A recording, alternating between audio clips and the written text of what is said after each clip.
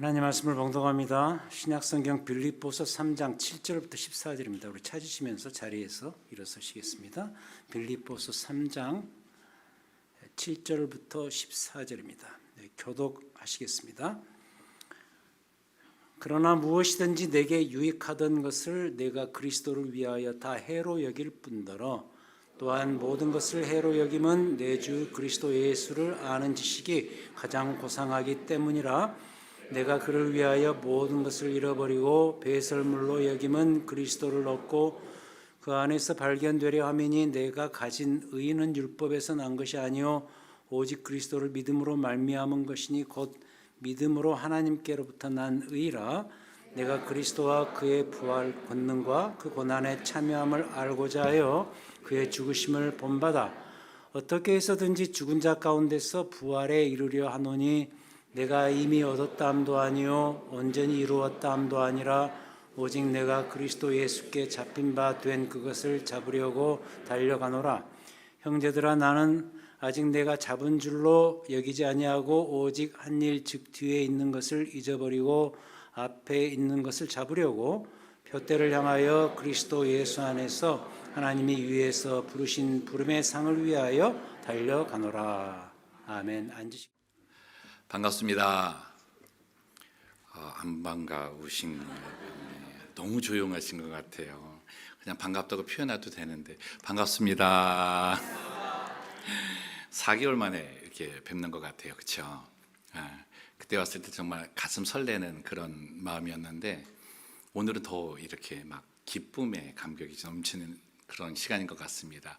그래서 어제 잠도 제대로 잘 못 자가지고 혼자 새벽 예배 드리는 시간도 갖게 됐었어요.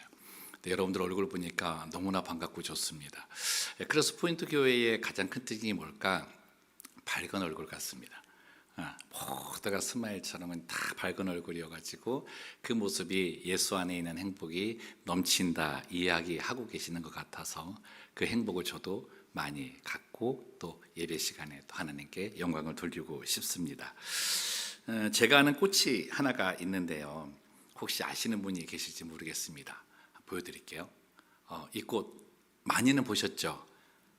이게 옥살리스라고 하는 꽃인데 이제 향기 사랑초라고 하는 꽃입니다. 그래서 이게 프라그란스라고도 하는데 이 꽃이 향기가 참 좋대요. 피면은 라일락 향이 나는데 이 꽃의 특징이 있습니다. 그 특징이 뭐냐면 빛이 없으면 꽃잎이 이렇게 우물어져요. 빛이 없으면. 근데 조금의 빛이라도 닿으면 꽃잎이 이렇게 벌려져요. 그럼 저희가 이 예배 드리러 오는 저희를 한번 생각을 해봤어요. 여러분 어둠 속에 계시면 이렇게 우물아들으셔야 돼요. 어둠 속에 갔는데 이렇게 확 비치면 안 돼요. 근데 어떻게 해요? 하나님의 빛이 조금이라도 닿으면 거기에 반응해서 입이 확 열리셔야 돼요. 근데 그 입이 열렸을 때 이 꽃 향기가 라일락 향기 좋다 그랬잖아요. 우리에게는 예배의 향기가 있는 것 같습니다. 그래서 하나님의 빛이 우리에게 딱 닿았을 때 우리의 꽃잎이 열리면 예배의 향기가 아름답게 펴진다는 거죠. 옆분에게 이렇게 인사 한번 해보십시오. 당신에게서 예배의 향기가 납니다. 이상한 냄새 난다 그러시면 안 돼요. 예배 향기가 나요. 그래서 이 예배 향기 가득한 가운데에 하나님께 이 영광을 드리는 게 얼마나 감사한지 모르겠습니다. 고백하고 우리 말씀 나눕시다. 한번 따라했으면 좋겠습니다. 예수는 그리스도시요 살아계신 하나님의 아들이십니다. 우리 성도님들께 부탁드리기에는 아침에 일어나셨을 때 이 고백 하루 시작하셨으면 좋겠어요.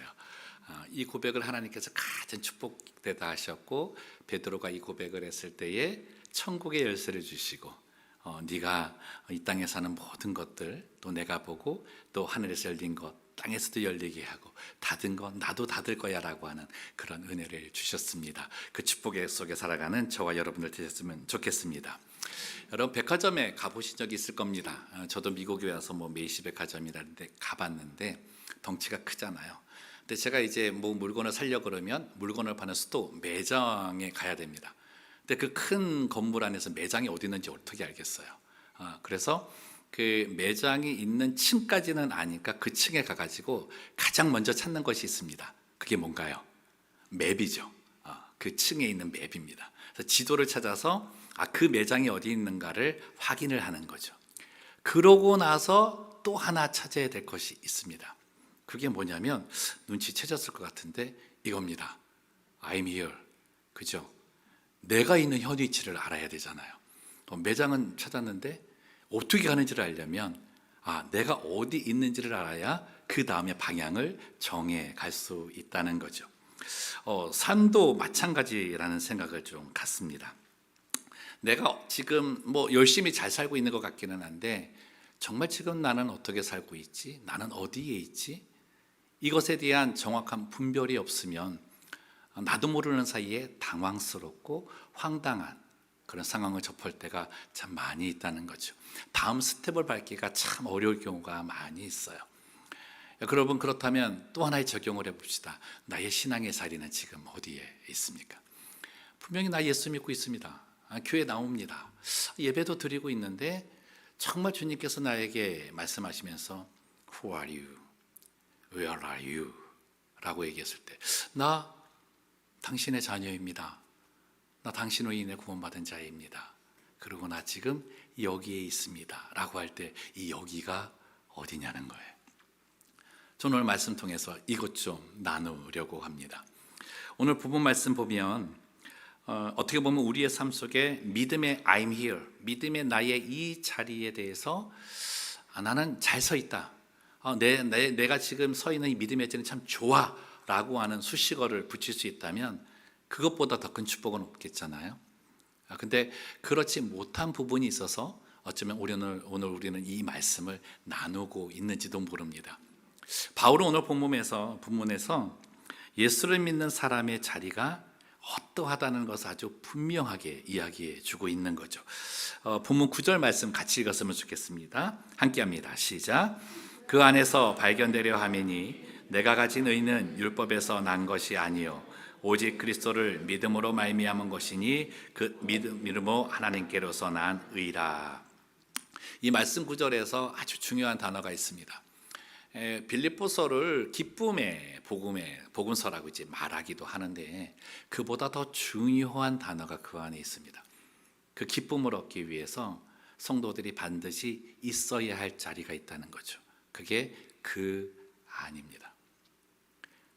그래서 빌립보서 1장에서부터 시작을 해서 에베소서부터도 그렇고 에베소서, 빌립보서, 골로새서에 이 말이 빠지지 않습니다. 그게 뭐냐면 in Christ, 예수 안에 있으라는 얘기입니다. 이 예수 안에 있다라고 하는 것, 그게 바로 우리의 삶의 자리여야 되는데 바울은 이 자리를 그리스도를 믿음을 통해서 얻을 수 있다는 거예요. 나 혼자 그냥 갈 수 있는 게 아니라 그리스도를 믿었을 때 나는 그 안에 들어갈 수 있다라고 얘기를 합니다. 근데 그 안에 들어갔을 때 내가 얻게 되는 또 하나의 축복이 있다 그래요. 그게 뭡니까? 하나님께로부터 난 의라고 하는 거죠. 그래서 바울은 내가 주 안에 있을 때 그 얻었던 그 하나님의 의를 통해 하나님과의 나와의 관계성을 다시 정립해 주고 있는 거예요. 로마서 1장 17절 말씀 있는데 같이 한번 읽죠. 시작. 복음에는 하나님의 의가 나타나서 믿음으로 믿음에 이르게 하나니 기록된 바 오직 의인은 믿음으로 말미암아 살리라 함과 같으니라. 이 복음 안에 이 말씀 안에서 믿음이 3번이나 나와요. 그죠? 그 믿음을 통해서 얻게 된 것, 구원 아닙니까? 그러니까 내가 예수를 믿음으로 영원한 생명을 얻게 된다고 하는 구원, 그것이 복음입니다. 근데 내가 구원을 얻었을 때 내 안에서 회복되어지는 한 가지가 있다는 거죠. 그게 하나님의 의라고 하는 겁니다. 구원받은 자는 하나님 나라에 삽니다. 믿으시면 아멘. 지난 한 주간도 하나님 나라 속에서 살다 오셨죠. 이거 부부끼리 서로 물어봐야 돼요. 당신은 하나님의 나라를 경험하셨습니까? 지난 주간에 막 이렇게 물어보시면 되는데, 여러분, 하나님 나라의 특징이 3가지입니다. 첫 번째가 하나님 나라의 의, 두 번째가 희락, 세 번째가 평강입니다. 4개월 전에도 말씀드렸습니다. 모른 척하고 그렇게 계시면 안 되고 답을 하셔야 되죠. 의와 희락과 평강입니다. 그 중에 가장 중요한 것이 무엇이었다? 의였다라고 하는 거죠. 아담이 죄를 지으면서 우리 안에 있었던 것 중에 가장 심하게 파괴된 것, 어떻게 보면 사라졌다고 하는 것이 하나님께서 우리에게 심어놓으신 의라고 하는 겁니다. 바른 것이죠. 죄가 없는 퓨어한 우리의 영혼, 의라고 하는 건데, 이 의로움이 파괴되면서 하나님과의 관계가 멀어집니다. 하나님은 완전한 의로우신 분이시기 때문에 죄의 성을 가지고 있는 존재와는 교제하지 않으십니다. 그래서 멀어지게 된 거예요. 그렇다고 하면 내가 구원을 받았다 그랬을 때 그리스도를 통해서 내 안에 회복되어지고 내 안에 다시 세워지는 것이 무엇인가? 하나님께서 내게 심어 놓으셨던 의가 다시 회복되는 겁니다. 여러분, 그래서 의인이에요. 여러분 지금 뭐 밖에 나가셔서 나는 의인입니다, 나는 의인입니다 외치실 분 계세요? 지난번에도 말씀드렸잖아요. 그런 분은 잘 돌봐드려야 된다고, 큰일 난다고. 그렇죠? 아무도 없어요. 성경 안에도 그래요. 의인은 없나니 하나도 없다 그랬어요. 근데 오직 한 분이 나를 의인이라 그래요. 근데 그분이 누구예요? 완전한 의로 채워지신 예수께서 나를 의인이라 그래요. 왜요? 내 안에 의가 회복되어졌기 때문에 그렇습니다. 여러분, 하나님께서 내게 심어놓으신 의가 회복이 되면 그때부터 나는 믿음으로 산다라고 하는 게 시작이 돼요. 그래서 여러분, 믿음으로 산다는 건 하나님과 함께 사는 거예요. 하나님과 관계가 맺어져서 같이 사는 거예요. 근데 같이 산다고 하면서도 참 쉽지 않죠. 근데 이걸 이렇게 해석하시면 돼요. 하나님께서 하나님과 같이 산다는 게 뭔가? 하나님과 동행한다는 게 뭔가? 바울이 강조하는 그리스도 안에서 산다는 게 뭔가? 아주 쉽습니다. 내가 하는 말, 내가 하는 생각, 내가 하는 행동, 내게 일어나는 상황을 예수 그리스도를 통해서 재해석하는 겁니다. 이 말할 때 그리스도를 통해서 이 말이 나가고, 어떤 상황을 받아들일 때 그리스도를 통해서 그 상황을 받아들이는 거예요. 어떤 행동을 하려고 할 때 그리스도와 함께 그가 있는 인식을 통해서 이 행동을 하기 시작하는 거예요. 이게 주 안에 있는 겁니다. 누가 가르쳐주지 않아도 돼요. 누가 이렇다 목록 정해주지 않아도 돼요. 그 안에 있으면 그가 있는 대로 생각하는 거죠. 뭐 이제 결혼하신 분들 그런 거 있잖아요. 이제 남편과 아내가 있을 때 분명히 남편과 아내가 있어요. 그죠? 근데 24시간 붙어 계시지 않죠. 떨어져 계실 때도 있잖아요. 뭐 출근을 하든 어떻게 상황에서 떨어져 있을 때, 떨어져 있다고 해서 남편과 아내가 없습니까? 있죠. 제발 반응 좀 하세요. 진짜 어려워요. 이게 도대체 있죠. 자, 근데 이제 떨어져 있어도 물건, 어떤 물건을 사거나 아니면 뭐라고 할 때 머릿속에 남편과 아내의 의식이 있으면요, 그 사람과 관계된 것들을 자꾸 생각하게 돼요. 그 중에 뭐냐면 싫어하는 거 자꾸 안 하게 돼요. 그죠? 뭐 하나 사도 이거 사면 내 아내가 좋아할 거야. 이게 처음에는요, 내가 내 생각에 요걸 사주면 좋아하겠지라고 판단 잘못해가지고 살 때도 있어요. 저희 집사람도 있지만 그래갖고 많이 혼났어요. 당신 원하는 거 사지 말고 내가 원하는 거 사와. 근데 어떻게 해요? 살다 보니까 맞춰가더라고요. 물건 하나 사는데 요건 싫어해, 저거 좋아해. 그러니까 저거 사게 돼요. 여러분, 신앙이 그렇습니다. 하나님과의 관계가 맺어졌을 때 완벽하게 하나님을 알아서 내가 행동하지 않습니다. 완벽하게 그가 좋아하는 게 뭐라고 생각해서 그분이 좋아하는 거 이거야 라고 해서 따라가지 않습니다. 가다 보니 따라가게 되는 거죠. 이거 예수 따라가는 삶이라 그러는 거예요. 따라가다 보니까 하나님께서 주시는 그 의의 축복이 이런 거구나라고 하는 감격 속에 살기 시작을 하는 겁니다. 사랑하는 성도 여러분, 하나님의 의의 회복을 통해서 하나님과 함께하는 축복의 삶 사시기를 주님의 이름으로 축원합니다. 이런 사람이 가지는 지식이 있다 그래요. 바울이 이런 사람이 가는 지식이 있는데 좀 품격이 있는 단어를 사용합니다. 8절 말씀 저희 같이 한번 보겠는데요. 같이 읽을까요? 시작. 또한 모든 것을 해로 여김은 내 주 그리스도 예수를 아는 지식이 가장 고상하기 때문이라. 내가 그를 위하여 모든 것을 잃어버리고 배설물로 여김은 그리스도를 얻고. 아멘. 이렇게 되어 있습니다. 자, 좀 품격 있는 단어가 쓰여졌어요. 예수를 믿는 사람들, 예수 안에 있는 사람들은 지식을 하나를 가져요. 누구에 관한 지식입니까? 내 주 그리스도입니다. 여러분, 제가 내 주에다가도 빨간 칠을 했어요. 정말 축복은 뭐냐면요, 그리스도가 내 주가 돼야 돼요. 믿으시면 아멘. 그리스도가 내 주가 되었을 때 종교가 아닙니다. 그리스도가 내 주가 되어야만 믿음이 됩니다. 근데 그 그리스도의 지식을 얻었을 때 어떻게 해요? 내가 고상하게 된대요. 고상하게 된대요. 여러분, 곁에 계신 분이 굉장히 고상한 분이에요. 뭘 입었어도 고상한 분이에요. 생긴 것 같고 뭐라 그러지 마세요. 저도 약점이 있어요. 근데 고상해요. 왜요? 그 안에 그리스도의 지식이 있기 때문입니다. 고상하다는 단어를 사전에서 찾아봤더니 The surpassing greatness라고 되어 있어요. greatness, 그것도 위대함인데 위대함을 넘어서는 위대함이 있대요. 뒷부분에 가서 그 부분에 대해 더 자세하게 나누겠지만 품위나 몸가짐의 수준이 높고 훌륭하대요.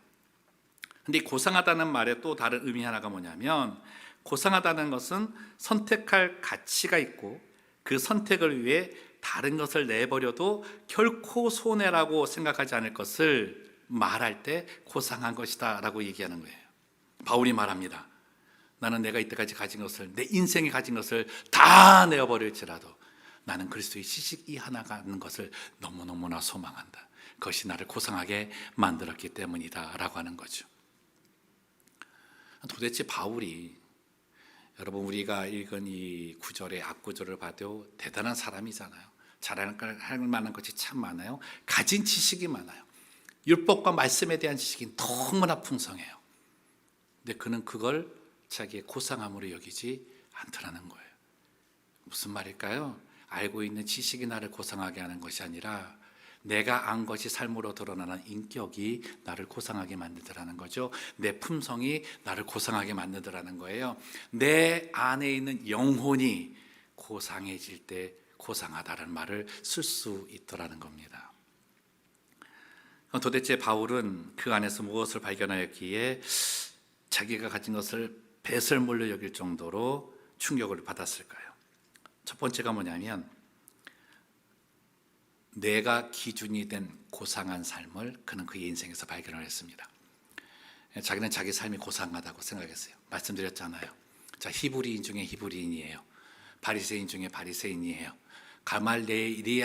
가말리엘이라고 하는 아주 높은 학자 밑에서 힘들게 학문을 배웠어요.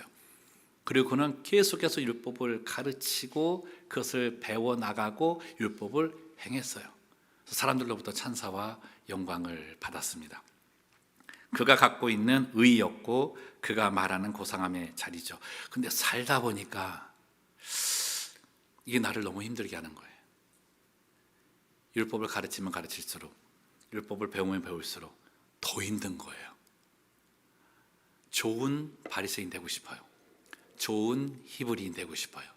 좋은 선생이 되고 싶은 거예요. 근데 목록이 하나하나 더 늘어나면서 내가 너무 힘든 거예요. 짐이 하나씩 더 늘어나고 나를 더 옥죄어 오는 거예요. 자신을 고상하게 만들 수 있다고 생각한 것이 오히려 자기를 초라하게 만들어 가더라는 거죠. 근데 더 문제가 뭐였냐면, 내가 초라해지는 것으로 끝나는 것이 아니라 나를 초라하게 한 그 내용을 가지고 다른 사람을 공격하는 무기로 만들더라는 거예요. 내가 안 되니까 나 안 된 것으로 끝나지 않고 저 사람도 안 되네. 근데 어떻게 해요? 내 것은 감추고 저 사람 것을 부각시켜서 내 것에 대해서 뭔가를 드러내고자 하는 마음들이 자꾸 생기는 거예요. 그게 나를 더욱더 불편하게 하더라는 겁니다. 가정에서 그렇잖아요. 그렇죠?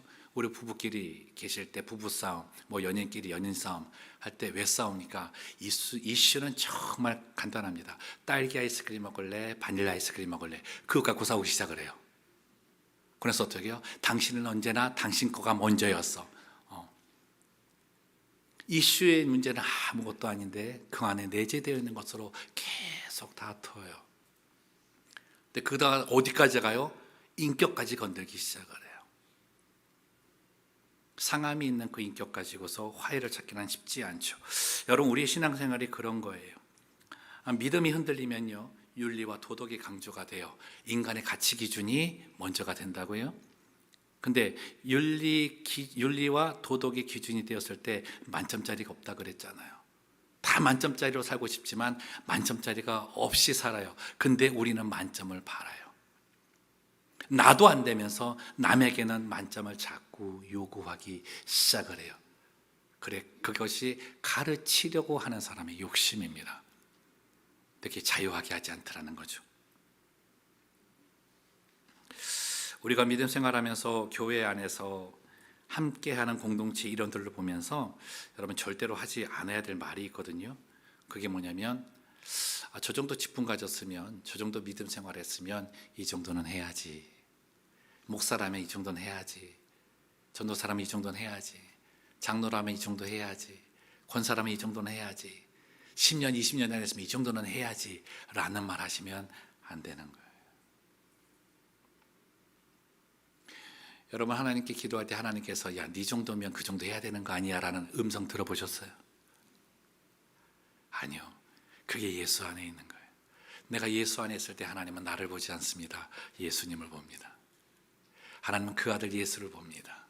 그 예수를 보고 그 안에 내가 있기 때문에, 내가 정말 부족하고 연약하고 미천한 모습일지라도 예수 안에 있으니까, 내 아들 안에 있으니까 완벽해 보인다 말씀해 주시는 거예요. 대신에 우리는 어떻게 해요? 공감을 한다고 하던데 그 공감도요, 이게 내가 가지고 있는 기준이 공감이 되면 오히려 상함을 줘요. 상처를 줘요. 공감한다고 다가갈 때 내 학식과 경험으로 다가가지 마시고요, 그를 이해하면서 다가가세요. 그래서 언젠가 말씀드렸죠. 사랑은 내가 그가 되는 거라고요. 내가 그 상황에 있는 거라고요. 어려운 상황이면 내가 그 어려운 상황에 내가 있어 보는 거예요. 그럴 때 그를 이해하게 되고 공감하게 됩니다. 그때 어떻게 해요? 내가 없어지는 거예요. 판단의 기준인 내가 없어지는 거예요. 뒤에서 보면 양 같지만 앞에서 보면 늑대 같은 저 모습은 사라지는 거예요. 여러분, 이런 생각이 들 때 이렇게 하세요. 나에게는 있지만 그에게는 없는 것을 보려하지 마시고요, 그 순간 나에게 부족한 부분이 또 뭐가 있을까? 혹시나 나도 저와 같은 그런 마음은 있지는 않았을까? 그 마음 고치려고 하는 거예요. 근데 이게 어떻게 해서 공동체를 세우냐면, 교회가 우리라는 단어를 말해 쓰죠. 그렇죠? 나, 너, 우리입니다. 자, 그러한 일을 봤을 때 내가 생각하는 거예요. 그래, 내게도 부족함이 있지, 내게 또 저런 모습이 있지 않을까? 야, 이거 고쳐야 되겠다. 그 모습을 나만 갖는 게 아닙니다. 저 사람도 갖는 거예요. 그거를 이해하고 그걸 믿어줘야 되는 거죠. 나만 그렇게 고쳐가는 게 아니에요. 여러분, 잘못한 사람이요, 여러분 그 집에서 이렇게 음식 이렇게 딱 차릴 때 있잖아요. 음식 차렸는데 어떻게 하다가 국을 엎은 거예요. 이렇게 손 어떻게 하다 국을 엎었어요. 그죠? 국을 엎어가지고 뭐 이쁘게 차렸는데 난리가 난 거예요. 상이 막 흘러내리고 난리가 나요. 그럼 어느 한 분이 이제 주걱을 던지겠죠. 뿅 던져가지고. 그럼 그 엎은 사람 어떨 것 같아요? 엎은 사람 그 심정이 어떨 것 같아요? 야, 이건 어떻게 할 수가 없어요. 이미 일은 저질러 놨는데, 잘못은 해놨는데 어떻게 해요? 구박이란 구박은 다 들어야 되죠. 그러다 좀 심하게 되면 뼈로 화도 내잖아요. 근데 우리가 이해하는 건 뭐냐면, 엎은 사람 머릿속에 두 가지죠. 큰일 났다, 잘못했다, 죽었다, 그죠? 다른 하나는 다음엔 잘해야지, 다음엔 더 조심해야지, 국구를 옮기면서 조심히 놔야지, 이거 생각한다는 거죠. 이게 나만 아니라 저 사람도 그런다는 거예요. 그거 믿어주는 거예요.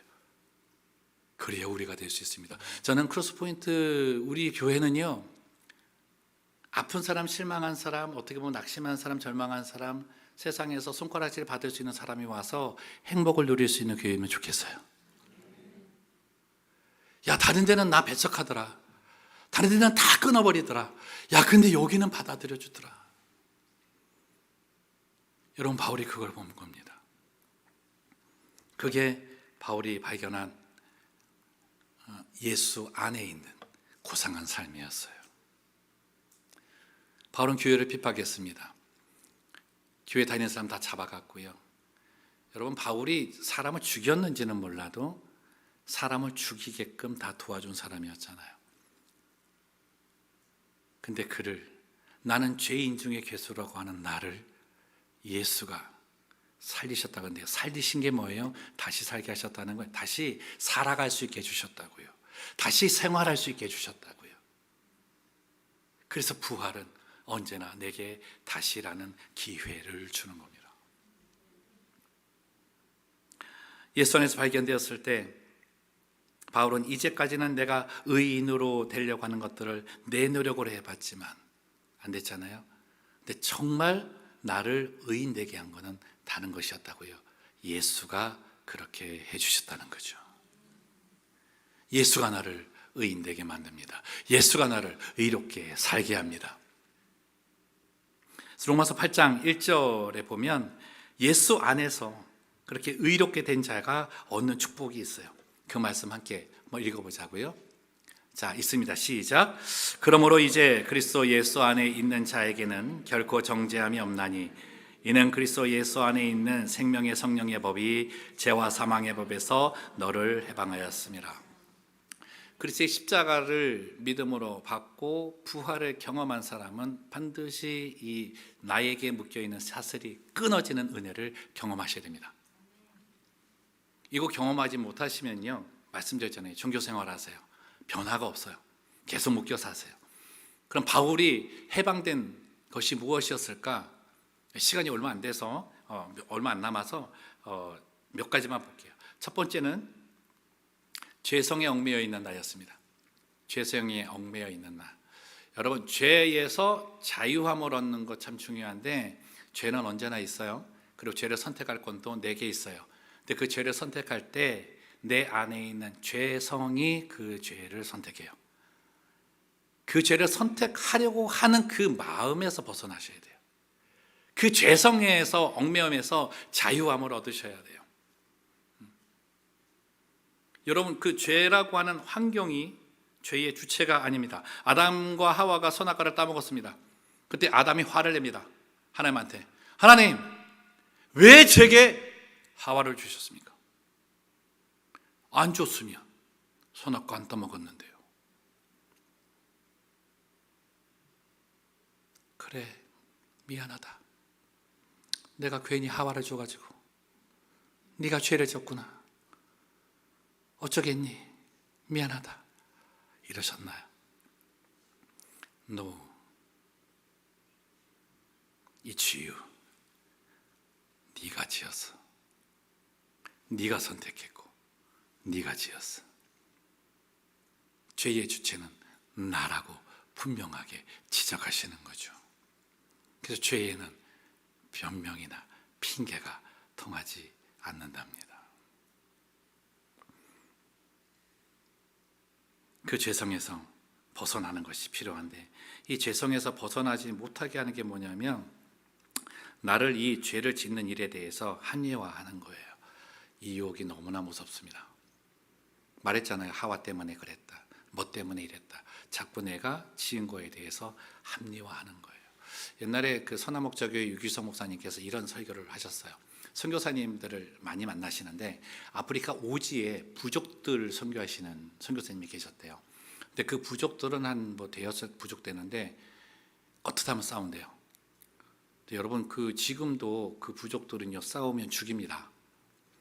심하면 저도 아마존에 가서 들은 얘기인데 이 부족에서 한 사람이 아파요. 아픈데 누가 그냥 편하게 저 부족에서 누가 너를 저주해서 아픈 거야 라고 하잖아요. 그날 젊은 청년들 모아서 그 집에 가서 그 말한 사람 죽입니다. 지금도 그래요. 그러니까 이 선교사님 하는 부족은 말마다 싸우고 온대요. 교회도 지었어요. 또 그 사람들 또 교회도 지어준대요. 또 교회도 짓고 와가지고 근데 그 사람들이 제일 좋아하는 게 뭐냐면 글쎄의 보혈로 모든 죄가 사함을 받았다는 거예요. 그러니까 어제 싸우고 와서 사람 죽이고 와서 회개라고 한대요. 어제는 5명 죽였습니다. 용서해 주시옵소서. 그러다 자게 되면 아유 그래도 이번 주는 1명도 안 죽였습니다. 뭐 이러고겠죠. 이게 말이 안 되잖아요. 그러다 한 번은 선교사님이 이렇게 설교를 했대요. 큰일 났습니다, 여러분. 오늘 정말 큰일 났습니다. 그랬더니 왜요, 선교사님? 왜 무슨 일인데요? 그랬더니 예수님의 피가 바닥에 났습니다. 여러분, 우리는 웃죠. 그 사람들은 진짜 난리 났대요. 근데 내 죄는 누가 씻어? 이거 어떻게? 선교사님이 그러더라고요. 실수는 할 수 있지만 실수가 반복되면 그건 죄라고. 예수님은 그런 죄에 대한 회개를 받아들이지 않으신다고. 거기서 자유하셔야 돼요. 어떻게? 그리스도가 십자가에서 그 사슬을 끊으셨다는 것을 믿음을 통해서 가능하다는 겁니다. 그분의 십자가를 생각하세요. 그가 십자가를 질 때 나 또한 나의 모든 정욕과 욕심을 십자가에 못 박는 겁니다. 그때 여러분은 그 죄성에서 죄를 짓고자 하는 거기에서 자유해지고 의를 행하고자 하는, 선을 행하고자 하는, 좋은 일을 하고자 하는 것에 자유함을 얻게 될 것입니다. 두 번째가 자랑에서 자유하게 되는 겁니다. 이게 묵상이 되셨으면 좋겠는데, 여러분 내 삶에서 뭔가를 자랑하고 싶은 마음을 내려놓으시면 정말 편합니다. 정말 편합니다. 오늘 제가 이 양복을 입고 왔습니다. 그렇죠? 멋있죠? 대답도 안 하고. 안 멋있어요? 저쪽은 나중에 인사하지 마세요. 뭐 이거 뭐 넥타이나 색깔을 한다 그래도 거울 보고 이거 맞추고 저거 맞추고 막 멋있게 하고 왔어요. 집에 돌아가서도 이러고 있을까요? 여러분 옷은요, 너 몸을 보호하기 위해도 있지만 다른 사람 위해서 입는 게 굉장히 많아요. 그죠? 보이고자 하는 게 참 많다고요. 집에 가서는 어떻게 다 홀을 벗어던지고 편한 복장 아니면 정말로 뭐 속옷을 입고 있을 때도 있겠죠. 거칠애로 하고자 하는 그 자랑만 내려놓으면 정말 편해요. 여러분 신앙생활도 그래요. 신앙생활 하면서 뭐가 자랑이십니까? 무엇이 나의 지금 자랑입니까? 그거 내려놓으세요. 나의 남편의 모습, 내 아내의 모습, 내 자녀들의 어떤 성공담, 그게 자랑이 될 것 같아요. 여러분 하나님 아무 상관 안 하세요. 예수님 아무 상관 안 하세요. 그냥 사는 모습 중에 하나일 뿐이에요. 하나님은 너면 돼 그러세요. 너면 돼. 너 때문에 내 아들이 죽었잖아. 환경이 아니라, 얻었다가 아니라 내 아들은 너 때문에 죽었고 나는 너를 위해서 내 아들을 주었어. 그래 너무 귀해 라고 말씀하시는 거죠. 그 자랑에서 벗어나니까 마음 안에서 분노가 사라지더라는 거예요. 화가 사라지더라는 거예요. 여러분 화가 왜 나요? 시기와 질투에서 나는 거 아닙니까? 시기와 질투와 분쟁과 다툼과 나눔, 저 사람이 나보다 나은 거를 참을 수가 없어요. 그래서 나는 거예요. 첫 번째는 누구한테 나요? 나한테 나요. 왜 내가 저보다 못났냐고, 왜 내가 저 사람보다 못 사냐고. 그러다 그게 어디로 가요? 내 주변으로 가요. 남편과 아내와 자녀로 가요. 왜 내 아내는 남보다 못하냐고, 왜 남편은 못하냐고, 내 자식은 왜 남보다 못하냐고 그러는 거죠. 하나님은 한 번도 못한 존재를 준 적이 없어요. 내 기준에서 그렇게 보기 때문이죠.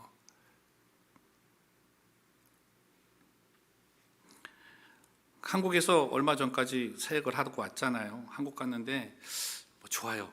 뭐 내 민족 내 나라 좋은데 요즘 세대가 그런 것 같아요.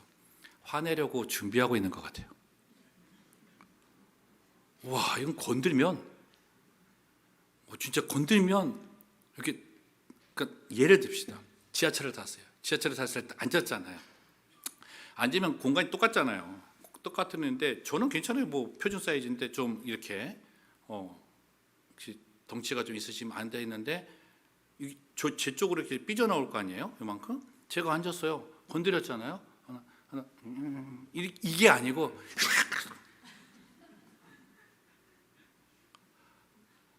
화낼 준비를 하고 사는 세대.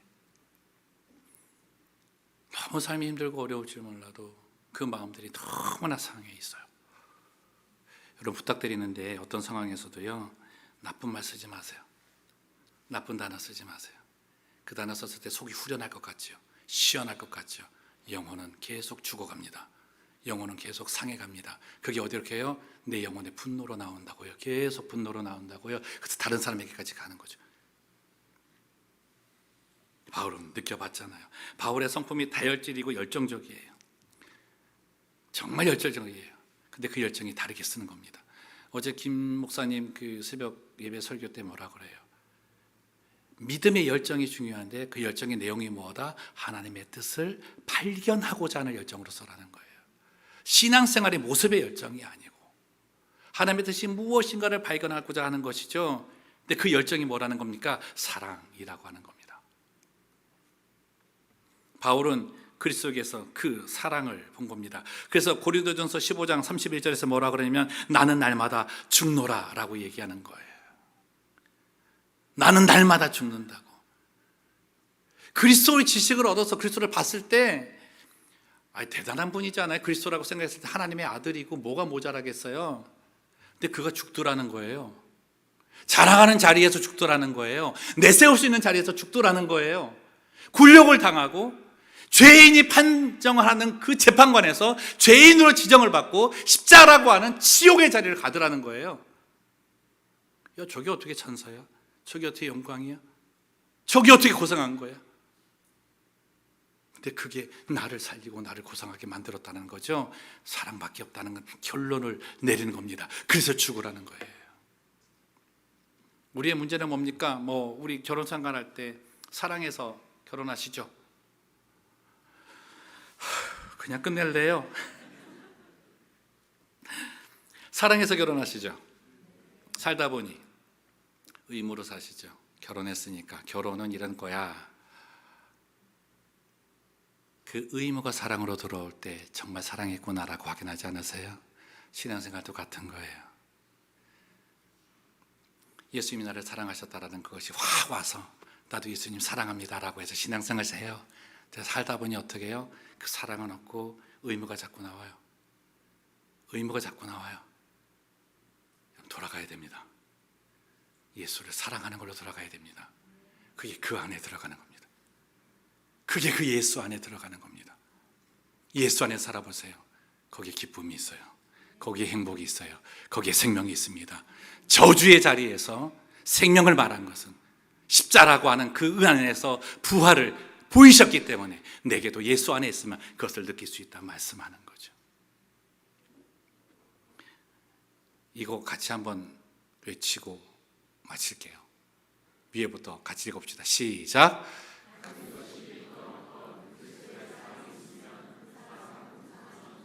두 번째,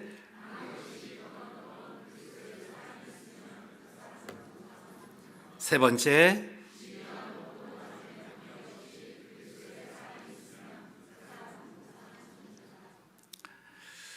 이걸 제가 조금 어느 글에서 이제 따온 건데 요 앞에 것인데 좀 예배 같이 읽기는 좀 그래서 그랬어요. 원래 말이 뭐였냐면 가진 것이 많아도 그리스도의 사랑이 없으면 쓰레기다. 아는 것이 많아도 그리스도의 사랑이 없으면 쓰레기다. 높은 지위에 있어도 그리스도의 사랑이 없으면 쓰레기다. 배설물이에요. 무엇 갖고 버릴 수 있다? 그리스도의 사랑을 깨달으면 버릴 수 있습니다. 거룩함이 뭘까요? 거룩은 다른 겁니다. 구분된 겁니다. 단절된 겁니다. 여러분들 그 거룩이 다르다 그랬잖아요. 세상 사람이 하는 반응과는 다르게 사는 거예요. 여러분 배워서 익혀서 훈련해서 거룩해지지 않습니다. 예수가 나를 거룩하게 합니다. 내가 예수 안에 들어갔을 때, 예수로 옷 입혔을 때 내가 거룩해집니다. 내가 달라지고 내 인성이 달라지는 거죠. 그걸 성령이 도와주시는 거예요. 성령의 열매는 내가 맺는 게 아닙니다. 성령의 열매 9가지 중에 정말 강조하는 게 뭐예요? 인내입니다. 참음밖에 없어요. 참음밖에 없다고요. 참고 또 참고 또 참아요. 그러고 나니까 저 생명이 살더라는 거죠. 다시 힘을 얻더라는 거죠. 가정 안에서 이 힘이 있었으면 좋겠습니다. 내 있는 자리, 예수 안에 있는 내 자리, 내 아내도 예수 안에 있으면 좋겠고, 내 남편도 예수 안에 있으면 좋겠고, 내 자녀들도 예수 안에 있으면 좋겠어서 언제나 다시를 외치시는 그 예수님 때문에 다시 일어나고 다시 힘을 내고, 그런 공동체를 원하는 오늘 이 바울의 음성이 우리 크리스포인트 교회에 주는 음성인 줄로 믿습니다. 이 한 주간 동안 예수 안에서 어떤 반응이 와도 세상과는 다르게 그리스도의 반응으로 승리하는 성도님들 되시기를 주님의 이름으로 축원합니다. 기도하겠습니다. 살아계신 하나님 아버지, 나를 위해 사랑하는 아들 예수 그리스도를 이 땅에 보내시고 나의 죄를 대속하기 위하여, 나의 죄의 모든 사슬을 끊어버리시기 위하여 십자가에 달려 죽게 하신 그 은혜에 너무나 감사합니다. 내가 그 은혜를 기억하며 죄성에 얽매인 나에게서 모든 사슬이 끊어지기를 간구합니다. 그리고 그것을 위해 애쓰는 삶을 살아갈 수 있도록 인도하여 주시옵소서. 내 노력이 아니라 성령께서 내 안에 오셔서 성령께서 이것을 끊을 수 있도록 도와주시옵시고, 거룩함의 그 치장이 외적 치장에 몸담는 것이 아니라 성령께서 맺어주시는 그 열매의 치장으로 내 인격이 변화되어 내 영혼의 고상함으로 하나님께 영광을 돌리며 승리의 노래를 부를 수 있는 주의 백성 되게 하여 주옵소서. 우리의 가정을 복되게 하여 주시옵소서. 예수 안에 있는 가정 되게 하여 주옵소서. 예수 안에 있는 남편과 아내와 내 자녀가 되게 하여 주시고, 하나님 무엇보다 우리 크로스포인트 이 교회 공동체는 어느 누가 와도 예수 안에서 회복된 그 은혜가 넘친다라고 고백되어지는 아름다운 하늘의 공동체 되게 하여 주옵소서. 감사드리며 걸어가신 예수님의 이름으로 기도드리옵나이다. 아멘.